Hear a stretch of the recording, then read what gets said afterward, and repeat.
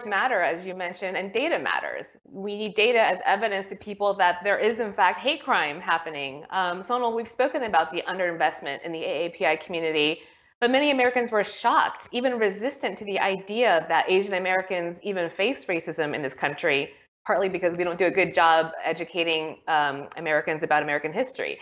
We've been largely missing from many important conversations facing other communities: systemic bias in the workplace, political activism, immigration reform.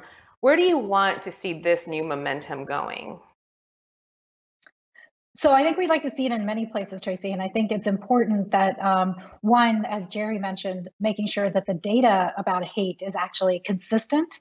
It's longitudinal. It's not just during the moments of sporadic, not just sporadic, but not only in moments at 9/11 or in 1982, but we're collecting it on a regular basis. So we actually know what's happening in our community. So that's one. And hate is going to be a very important part. So tracking it, responding to it, and preventing it, and knowing how to prevent it. So investing in that, investing in data about our communities, making sure we know where the gaps are. We know, and we're letting policymakers know, we're letting foundations know where the gaps in investments are, and making sure we're a part of that conversation.